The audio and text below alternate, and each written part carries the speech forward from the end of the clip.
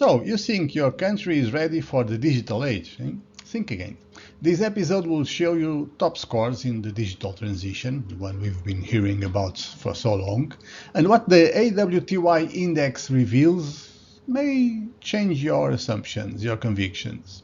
Well, I also sat down with Jean-Michel Viola in this episode. He's a dean, he's an entrepreneur, a dean of a business school, and he's an EU expert. And we talked about big gaps in reskilling and why many startups are set up to fail.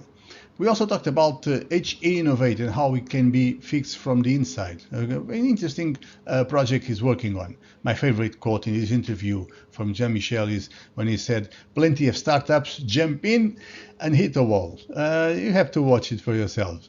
It's quite interesting. And finally, I'll break down a new 10 million euro open call from the ESF Plus. This could fund your next idea in inclusive employment. And Europe is very much about inclusiveness. This call opens about a real social impact, and you might be eligible. Let me also tell you, in this hot summer day, we're having a new heat wave here in Southern Europe, in Portugal. Let me tell you about this book I just published with my friend Vitor Lima. It's called Pixelverse. It's an exploration of digital and visual infinity. It's now available on Amazon. It's not your typical tech book. It's a very deep analysis into a world where digital art, combinatorial mathematics, and contemporary philosophy collide. They don't mix, they actually collide, I think. So we explore the Pixelverse, which it's, let me say, like there's a digital universe where every pixel arrangement is a unique visual possibility, a space where images and text interact to create new forms of meaning in a limited, large but limited number of possible combinations. So whether you are an artist, a philosopher, a computer scientist, or just curious about the infinite possibilities of digital creativity, this book is for you. We also actually end up reflecting a lot on ethical and social implications of image making in this digital age, with thinkers like Margaret Boden, Henry Bergson, and Hans-Georg Gadamer guiding the way. So check it out in Amazon. My hope is you'll get so curious about this concept, you'll end up buying the book just out of curiosity. Okay, hope you enjoyed the episode.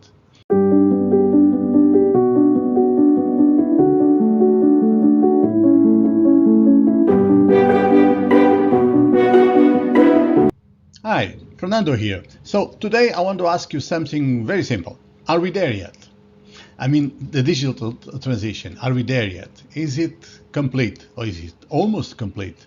How long will it take? Is it going well? Is it going equally fast everywhere? Well, those are the questions behind this week's Polydoxter report. And the answers might actually surprise you.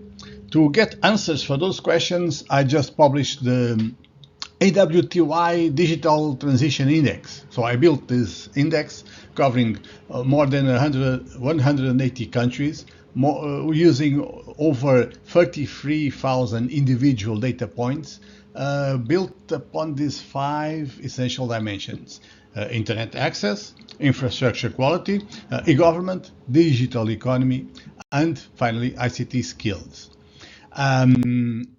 Here's the thing. Digital transition isn't just about broadband and smartphones. It's actually about who gets left behind. And that's where research and innovation can make an impact. So I've identified some critical blind spots in digital skills, education systems, regional infrastructure, and I've tracked down how digital sovereignty, data localization, and geopolitical shocks are nowadays, in this day and age, reshaping the future of everyone and the future of innovation and cooperation, of course. So what does that mean for you? Where you locate your pilots matters. Where your partners are matters. Your digital assumptions about the governance, infrastructure, users, they may be outdated. So this isn't about being digital. It's about being digitally resilient, inclusive, and strategically aligned. Okay, that's what will be in the a glimpse of what will be in the full report. It's published this Friday, August 1st, in the Polis Docs, the Transitions letter, my newsletter. So if you care about transitions, research, or the future of digital Europe, you'll want to read this and check the data. There's nothing like this that I know of, built with so much data and so much, how can I say this without being presumptuous, such a solid infrastructure. Sorry, subscribe now and get it straight to your inbox. Also, please share, like, everything. And let's stop asking, are we there yet? And start building a digital future that will get us there together. So, see you Friday. Hope you enjoy it. Welcome back to InnovEU, the EU Project Chronicles. Welcome, Jean-Michel, Viola, and thank you for being here. Jean-Michel is presently the Dean of school, the Bezos Business School, so a business school in France, and he has quite an experience in different kinds of projects, both in EU and outside of Europe. Let me tell me something about your background, because I can see you are both French and Canadian. So Yeah, yeah, that's right. So, to be to start by the beginning, I'm from the French Alps. So I was born in a ski resort in the French Alps, and so I moved to Paris. I started studies in economics at the University of Paris too. Then I worked 3 years for JP Morgan in Paris mhm, at the beginning of the future market. So it was a pretty exciting period. And then I moved to Canada, where I did my MBA and PhD and postdoc. And I work for 7 years as a professor at HEC Montreal. So that's where I get my Canadian citizenship. mhm, And after that, I moved back to Europe. First at CU Business School, the business school of Soros, that was at that time in Budapest. And then I came back to France in Rennes, where I was the associate dean for Rennes School of Business. It's a triple accredited business school in French Brittany. And in the meantime, I have created a couple of small venture in Romania, where I've lived, in Canada, of course, and in Bulgaria, with the country of my wife. So back in France, it's here that I start to interact with European projects, in fact. Some years ago, when I was named associate dean at Rennes School of Business, part of my job was to launch an incubator. And mhm. at that time, there was also a new strategic plan that was stating a new mission for the school. It was to educate global responsible pioneer. And so it was at that time that HEI Innovate was funded. And so I start to use their framework very early in that process, mostly to bring people around the project, both within the school and outside the school, in the ecosystem of Rennes, which was already a fertile ecosystem, because Brittany in France, especially Rennes, is the area of two very strong fields in France. First, agribusiness. Brittany Okay. is the largest agribusiness area in Europe, with bringing more and more technology also in that area. And the second one is telecom and information technology. For example, the French Minitel was founded in Brittany.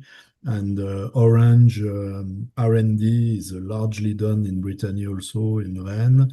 The French army has chosen Rennes as the headquarters for cybersecurity. So there is in a large ecosystem that is a pool of engineer school, specialized school, and large groups that boost this ecosystem. That was my first interaction with the EU project, and also at the same time, I was also involved in higher education, in continuous education and executive education.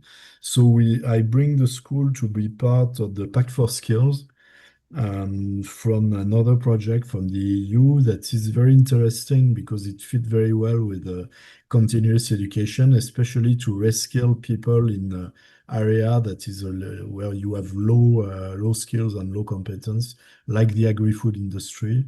And we Mhm. had also a project for former army officers that want to go back to the civil life, and so to bring them in in a new mindset and the new skills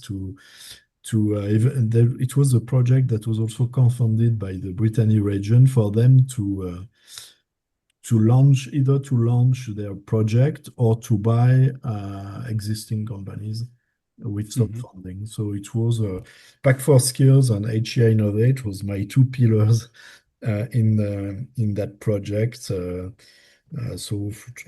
go back in the past. Mhm. And a few months ago, um, there was a call for experts of HEI Innovate. So I hesitate a little bit. I say I go shoot, I shoot my application, and I was lucky enough to be chosen. So now I'm involved with HEI Innovate as an expert. And it's interesting, both in terms of networking, but also in terms of bringing new ideas to a new round of effort for this organization. So that's basically where we stand. And at the same time, as you mentioned, I've created my own business school last year, Mesos Business School. So it's a kind of HE entrepreneurship that also I try to use these two pillars of Pact for Skills and HE Innovate to create legitimacy in some way, because when you mention the EU, it's always a good signature, despite all we can say. And Mhm. also at the same time, it really help to create some new programs and new venture. So it's my present is this basically these two pillars, and my involvement in the expert group of HCI Innovate that is working even during summer, because Mhm. the plan to boost it a little bit. I think it's not enough well known in higher education that there is these tools available. So there is a lot to be done. Well, before we get into that, into HI Innovate and your business school and all the projects you've been working on, I have to take advantage of your extensive experience in many countries and more than one continent, and ask you, what are the main differences you find between starting a business in Canada, in Hungary, Romania, France? Do you see strong differences? But I would say, well, at the beginning, not very much, because when you start, you are alone. So you are alone with a white page, and you start to imagine what you can do. And after, but of course, there is some area like in France, in Canada, it's probably easier to find institutional support, all kind of either government or not government facilities that will help you, not necessarily financially, but at least where you find a place to stay or things like that. In Hungary and in Romania, it's more difficult to get institutional support. but at the same time, it's you can move faster in terms of, especially in Romania, you can move faster in terms of bureaucracy. Uh, Okay. you can connect also, and it's a huge advantage I've seen, especially in Romania. You can leverage easier the diaspora, the Romanian diaspora abroad. So we are able to have contact of this kind. For France, more difficult, for example, Canada, but not that much going abroad. With the Bulgarian also, it's easier. For example, there is a strong Bulgarian community in France where I Hmm. was able to interact through my wife, and it's easier from this side. So I would say that the people skills and the people asset are probably easier to mobilize in Eastern Europe, and institutional support is easier in Canada and France. Okay, Mhm. that's a good source of ideas. I guess it will depend a little bit on the kind of business you're starting. If your business is very much dependent on permits and other bureaucracies, you're saying what you're saying is Romania. Yeah, If your yeah, business is more dependent on having institutional support, like incubators or things, things like that, you're saying is France or Canada. yeah, Okay. yeah, yeah. Uh, Yeah, it's probably something like this. Yeah. Okay, thank you. So tell us a little bit about HE Innovate, because you're right. It's not that well known in the academia in Europe, and I find the objectives very ambitious, but the results a little bit disappointing. You've Yeah. known it from the start, almost the start, so I think you're the right person to But ask this question. yes, for me, I don't remember how I get to know about them, but what is sure is that it's pretty confidential. It's, for example, if I look in France, I never heard any kind of publication or even national support about, let's say, okay, you can use that. There is many association around management, on business schools, higher education, but I never see them mentioning that there is this tool available, and it's able to boost what you want. So maybe everything's coming from the EU to some point is seen as too bureaucratic. And that's true that if you go to their website, it's not very engaging either.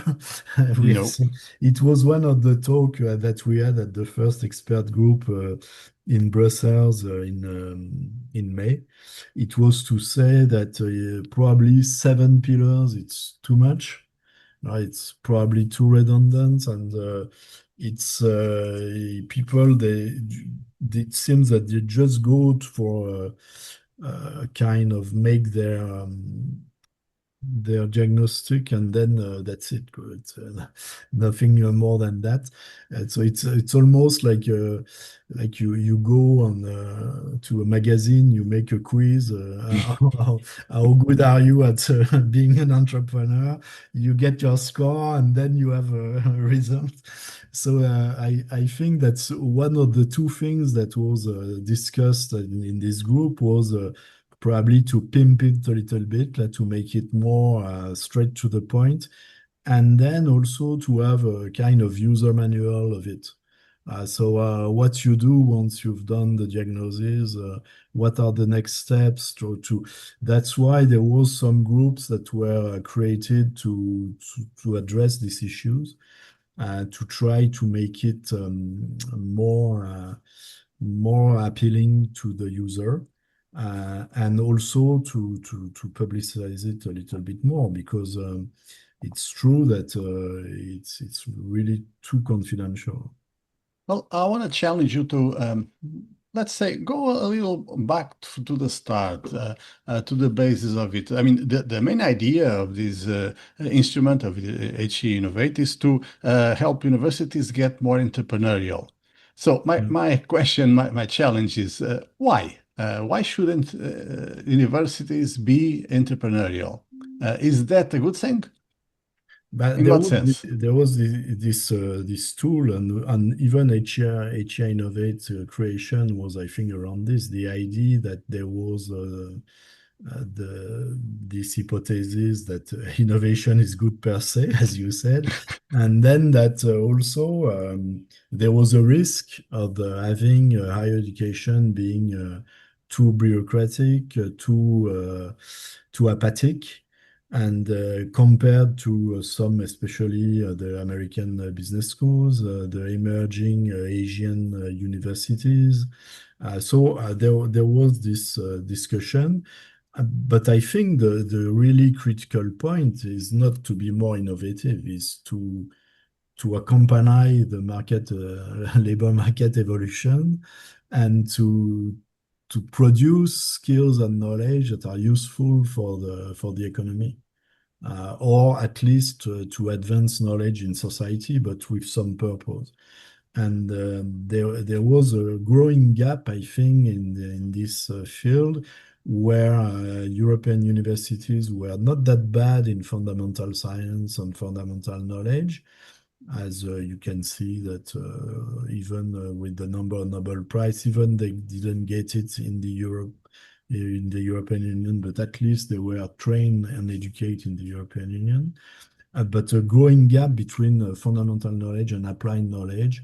Of course, in Germany, they are very good in technical education, but in terms of the fitting with the market needs, anticipating market needs, I think it was seen that the European University had to move towards being innovative. Maybe innovative is not the good terminology, and maybe I would say they should be more anticipating of the economy needs and society needs, because innovation, it's a little bit of a buzzword to some point. I can speak about innovation everywhere, but it's the point is for what purpose? It's Mhm. the same for growth. What do you want to grow? But to grow for what purpose? Do you need a minimal size to do what you want to do, or it's just for the sake of growth to feed your ego? It's sometimes it's like this. We've seen a business school, for example, in France, becoming so big that they almost look like university, even though at the beginning they were supposed to be more flexible and agile, and Mhm. they grow too big. So So, it's a real issue about what you mentioned, the purpose of innovation and the purpose of entrepreneurship, because entrepreneurship is the same thing. We have many entrepreneurs, many startups, but survival rate that is very low. Is it really a sane process to go in that way, to have a society of entrepreneurs? Because many people jump in and kill themselves in the process. yeah. I have a friend who doesn't like the use of the word accelerator in the entrepreneurship field, because he says, I don't want people to accelerate if they're going in the wrong direction, but that's Yeah. a different Yes, talk. this it's another another story, but Yeah, it's it's another also story. show that this idea of startup and entrepreneurship, there is also a kind of a political ideology behind it, because in Canada and in France it's a little bit the same process. It's very easy to create a startup, very easy to get financing, to get a place to stay, but at some point the next step is not that easy. And so you have a cone that is very narrow, with a lot of people that are invited, but not many of them that go to the next step, to the next stage. And in that situation, acceleration is maybe not necessarily the issue. It's more like to refine the model than to jump in the wall faster than before. Yeah. Yeah, we hear European Commission talking a lot about reskilling the European workforce. How does this fit with the goals of HE Innovate? Somehow, is this going to help? It should, but I don't see it as a priority for the moment. Mhm. Uh, but at the same time, I think what's a good point of HI Innovate is to see innovation and entrepreneurship not just as teaching entrepreneurship of teaching innovation, but also involving the whole organization. And it includes for sure lifelong learning. And reskilling is a critical issue, especially with the new wave of technology and in industry that are distressed and need some reskilling, that need to go through green transition. I always keep the example of agri-food. That is a good example because it's in the middle of the few crises in terms of geopolitical crises, in terms of and more intensive technology, and at the same time in the spotlight for green transition. So they need for sure reskilling. And I think there is much more to be done in that field. There Mhm. was, not only in Europe, there was, I think, 2 or 3 years ago, a McKinsey study on the Chinese market where they're saying exactly the same. The Chinese were very good for initial education, and even though now they have a growing unemployment rate for their graduates, even from top university. But there is a huge work to be done for reskilling of people and for lifelong learning. And Mhm. this is a huge challenge because at the same time, you have an unemployment rate, you have a growing fight between generation of people retiring soon, not soon, and younger generation that have different aspiration and different relation to the job. So continuous education and learning, it's probably something that is shared by new and old generation. When you ask new generation what they want on a job, they all say they want to continuous learn. Yeah. And the older generation that they want to stay in the job market, they need to adapt also. No, some of them at least. So I think our society is not very well prepared to for this task. There was always a fight between well, who should do the job. Is this the job of companies or is this the job of the state? Or so it's probably the job of both, plus the individual himself also. In France, they put in place a kind of uh, money account that every worker, in fact, is feeding this money account that can be used for training. Mhm. Uh, the problem is that it opened the door to all kind of scam, you know. So it has also to be regulated. But I mean, it was a good element to learn new language or new skills. For the young generation, it's largely used, for example, to get driving license. They are very Mhm. expensive, so they can use this to get driving license. Okay. So there are initiatives that are to done, but I think it's not systematic enough, and it's still, I think, a huge work on the table in the EU and also elsewhere. Well, let me go back to your business school. So you started it not long ago. Last How do last year, you use these tools in your business school? but it's in fact I used the HI Innovate to more like as a benchmark, you know, because it's something also about the HI Innovate that you can't really compare yourself to others. They give you a kind of evaluation, uh, some kind of benchmark, but everything is anonymous and everything also is self-appreciation, self-evaluation. So it's you don't have to take this for granted, but the framework is useful because it helps you cover every field. to be sure that you can address the question that was necessarily not in your mind from the start. So yeah, I think it's important for that, for the Hmm. Innovate. So we did the diagnostic on ourselves, not too much for the rating, but to be sure to cover everything and to address every issue.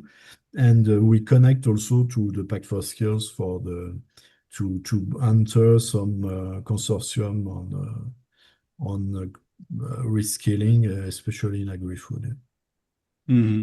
Do you want to share with us some of your experiences with the international projects, EU funded or other?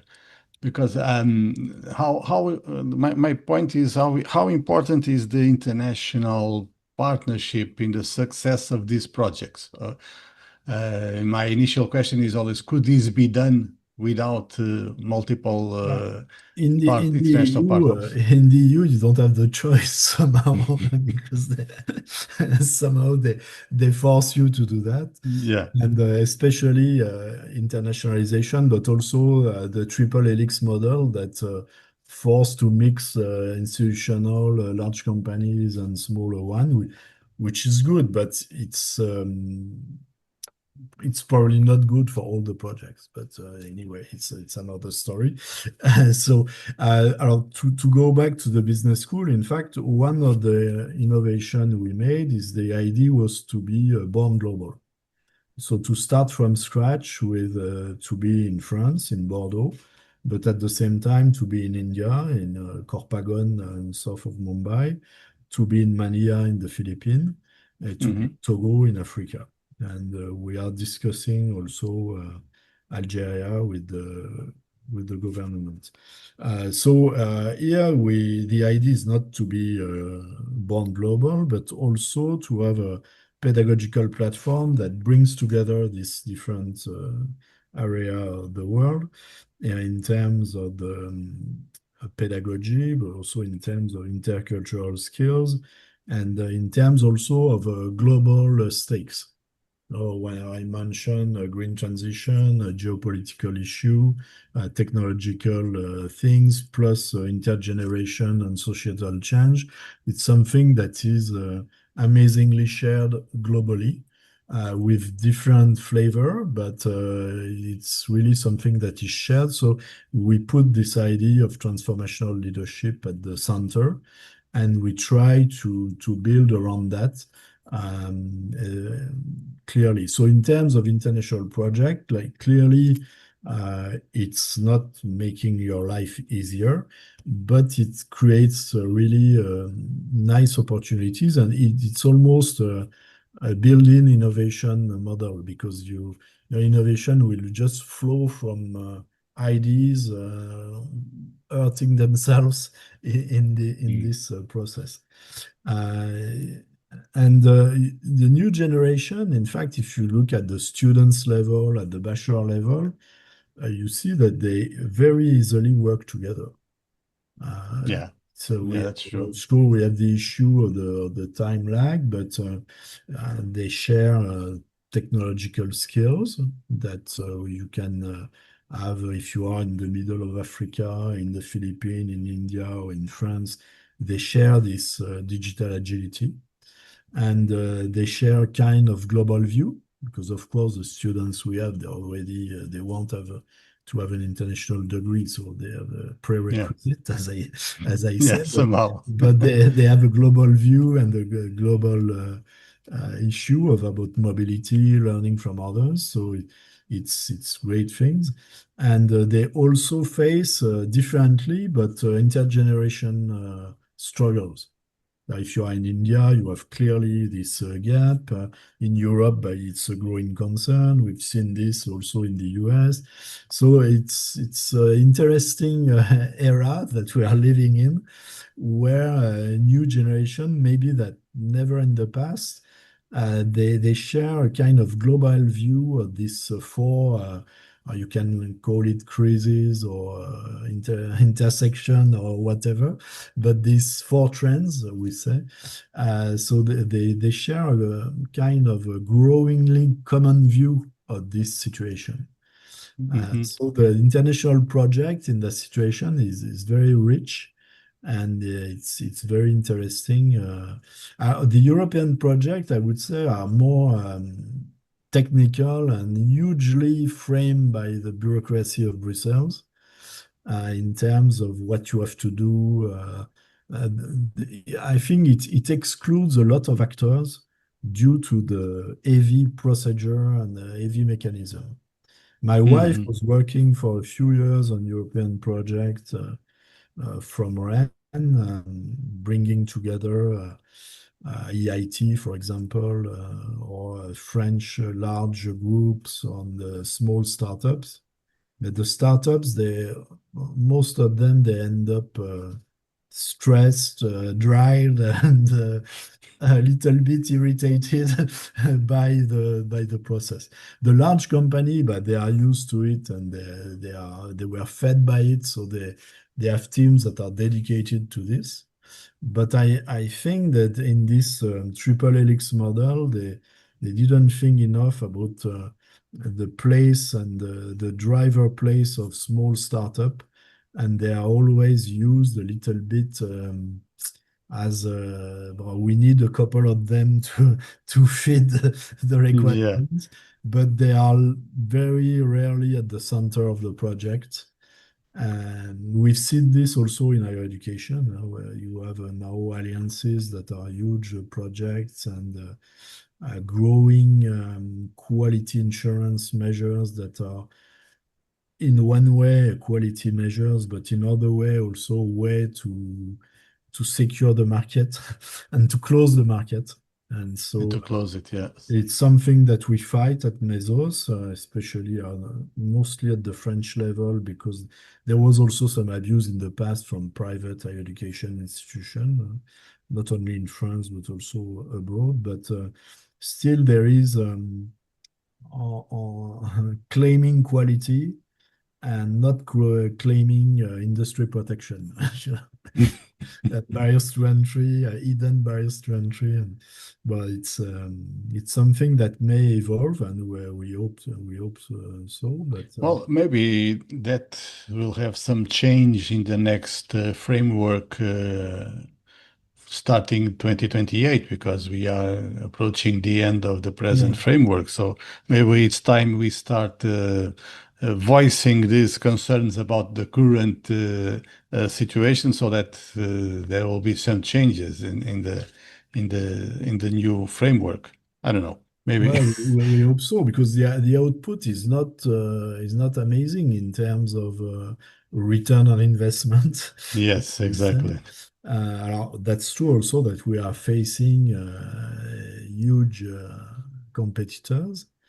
And there is also internal fights within the EU that are not helping. It's great. We see it on the energy market, we see it on the defense market, we see it on the agro-food market. There are internal battles, and it's normal because we have different past, and we have a kind of a dual governance plus a political battle at the national level that are using usually EU as a Exactly. for shadow boxing. So it's not helping this, but that's true that the common view may be hard to see. We will see that this in education for the European diploma. That Hmm. is the Hmm. project. There is also a strong opposition everywhere. So we'll see what's going to happen with it. But we hopefully it will bring us somewhere. But I think the basic education in Europe is going pretty well. I think it's pretty effective, but it needs to do better in terms of continuous education and connection with the job market. So. Yeah, that always needs to be improved. But I also agree with you about the importance of European diploma, of a degree that will be recognized anywhere. That will be very important for the next generation entering the job market. But tell me about the future. Your ideas for the future revolve about the business school, I guess. What kind of projects will you try to do in the near future? But in the near future, I think first I'd like to contribute to the evolution of Asia Innovate towards a more efficient tool and a more generally used tool. And I think it's we go in the good direction in terms of what is initiated in the past weeks. So this is one thing. Uh, I really also try to boost project at the European level in terms of continuous education, especially in the agro-food facing a green transition. There is a huge need, and it's not only at generally speaking about agro-food, but I mean almost at the farm level. Mhm. If you look, I think in France, you have one farmer committing suicide every week, and they are really in a very tough situation. And usually it's because of the market itself, but it's also because they lack some skills to manage, I would say, the farm in a different way, some management skills. So this is one, I think, important project. The European diploma that will involve, in fact, the students having a European journey in terms of being at least in 3 countries. So this, I think, is a very good thing to match mobility. I think there is already a very good mobility through Erasmus. It's very efficient, this. And maybe the next step would be also to we speak a lot about the European Union, but there are a few lines of work to involve other parts of the world, especially projects between the EU and Africa, between the EU and Southeast Asia. I think here there is a very high demand from this country. There is much to be done on that matter, not necessarily in terms of mobility, but in terms of developing infrastructure locally. It was a little bit the idea also of a global campus for Mesos. It was to allow students to start higher education at home for multiple reasons. First, in question of cost, and on also a question of visa obtention. So it's something that could be done to develop some infrastructure in education, in agro-food, in health, in some area. And it's on the table at the EU. They already have developed some projects. But here again, sometimes it's a little bit in the clandestinity, you know. You speak about people in Togo, in Ghana, they have never heard about it. So there is some bridge that need to be built so these people, we need them to have access to the resources that are available, but sometimes not even used in terms of Africa, Southeast Asia. We are involved, for example, in Iraq. So the EU is very present in Iraq, France also.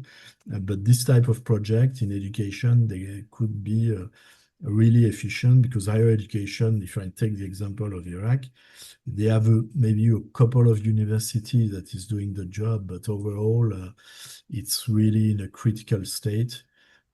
Although the country is now going better, is safer, they have a lot of resources, but they need skills and they need support to develop higher education.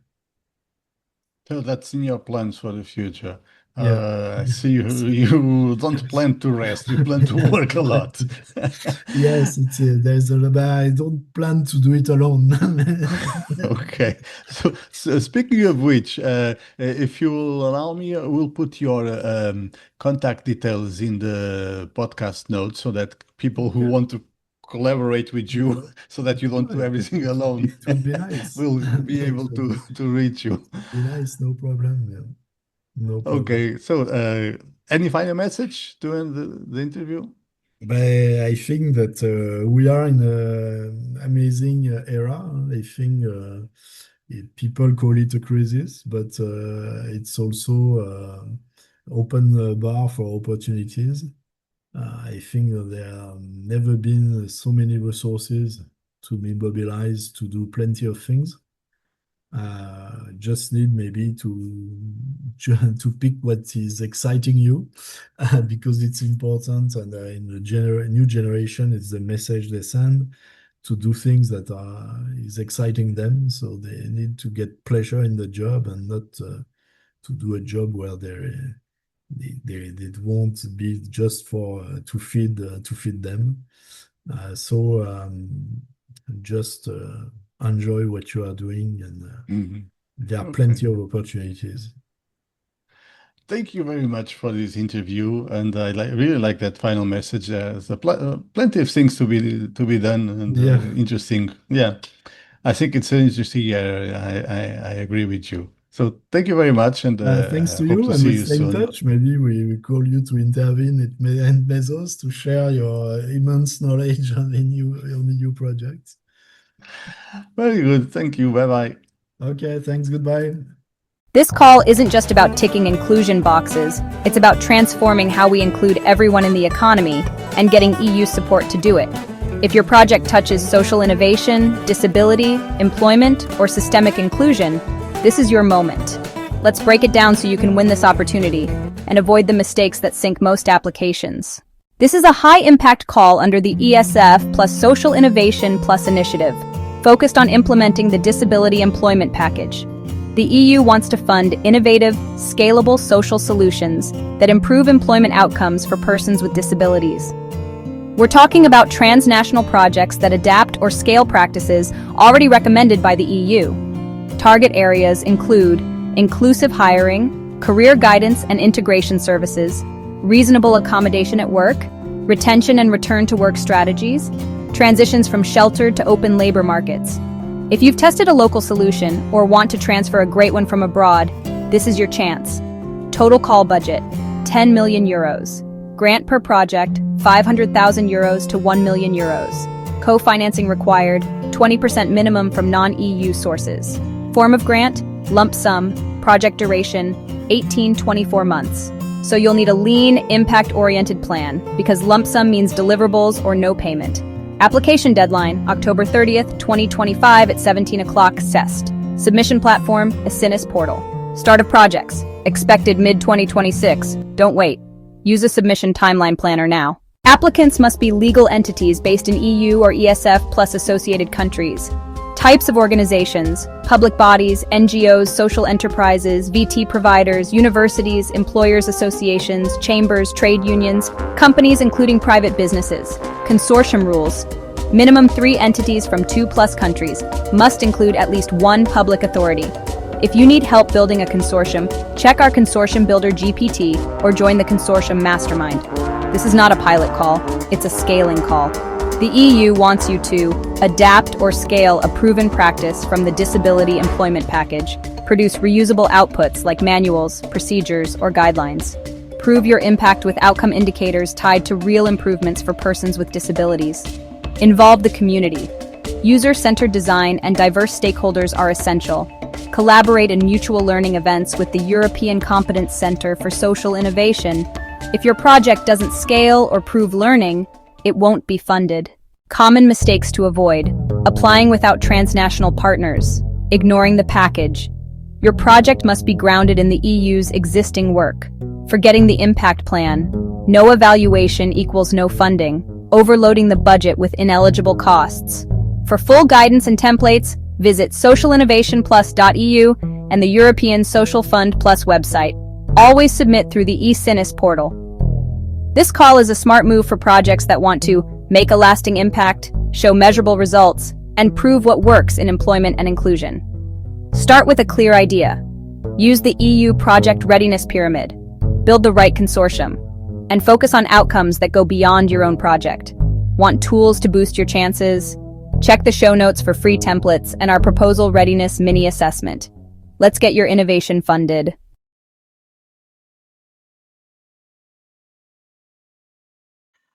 EU, the EU Project Chronicles, is a weekly video podcast. Please subscribe to the Polixox newsletter to receive every podcast episode. And if you like receiving it, please press like in whatever platform you are watching or listening. Also, please share InnoVU and Polixox with anyone you feel will enjoy it.